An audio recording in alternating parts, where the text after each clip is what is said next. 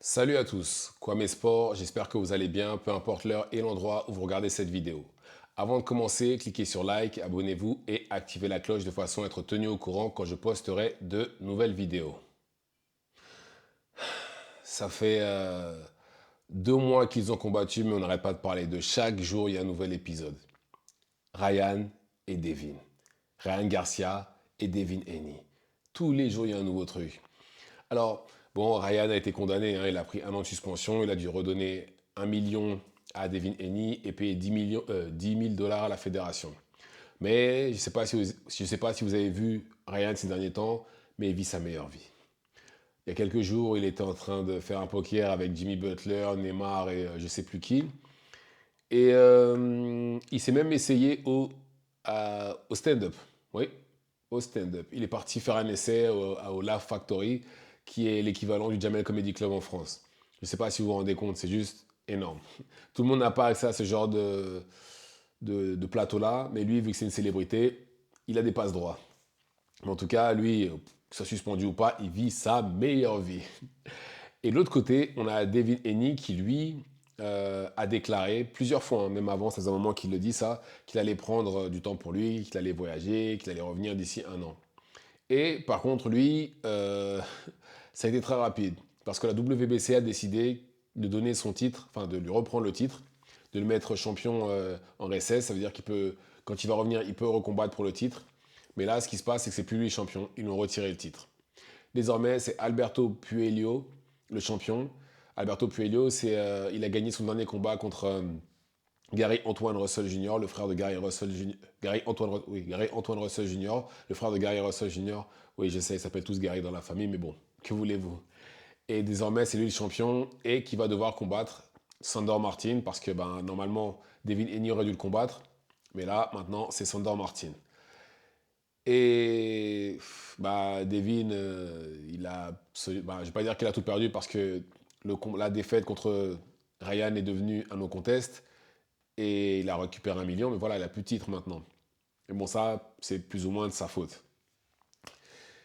Et bah, maintenant, bah, il va pouvoir faire ce qu'il a dit, hein, il va pouvoir aller voyager le monde tranquille sans avoir la pression de se dire, voilà, il faut que je défende mon titre. Maintenant, il est tranquille, il peut faire ce qu'il veut.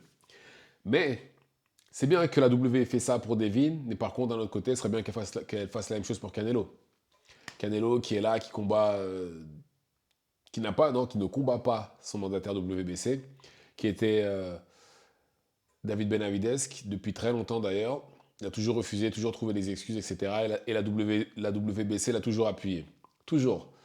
Donc je ne pense pas que le jugement n'est. Enfin, le fait qu'ils étaient aussi rapides avec Devin n'est pas juste. Ils auraient pu attendre un petit peu quand même. Et de l'autre côté, ils auraient pu aller plus vite, enfin, ils pourraient aller plus vite avec Canelo aussi.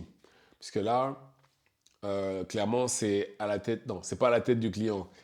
Le, c'est en fonction de ce que le client rapporte. Et clairement, Canelo étant le visage de la boxe, forcément, lui peut se permettre des choses que les autres ne peuvent pas. Comme là, par exemple, ne pas combattre Benavides. Et bizarrement, donc, parmi je ne vais pas dire les professionnels, parce que les professionnels, ça va, mais par contre, le public, il y en a beaucoup. Pourtant, Canelo, c'est sûrement mon combattant préféré de cette génération-là. Mais pourtant, c'est pas normal qu'il évite Benavides. C'est pas normal. Et pourtant, il y en a beaucoup, parmi les fans, il y en a beaucoup qui l'appuient. Qui disent oui, il fait ce qu'il veut, maintenant c'est. Non. Si t'es champion, il faut te mesurer au plus fort, sinon tu rends les ceintures, c'est mieux. Et en plus de ça, Canelo, au stade où il en est, il peut combattre contre absolument qui il veut, il remplira la salle, il fera les pay-per-view, c'est pas un souci pour lui. Mais pour en revenir à Devin Haney, euh, il a dit aussi qu'il reviendrait et qu'il combattrait qui il veut dans n'importe quelle catégorie, dans la catégorie de son choix. Ce qui pourrait être compliqué aussi. Déjà qu'on sait que 140, 135, c'est fini, il peut plus. 140, c'est déjà compliqué. Ça, il va devoir monter en 147. Et là, il va devoir faire face à des boxeurs qui cognent très très fort. Ça va être encore plus compliqué pour lui.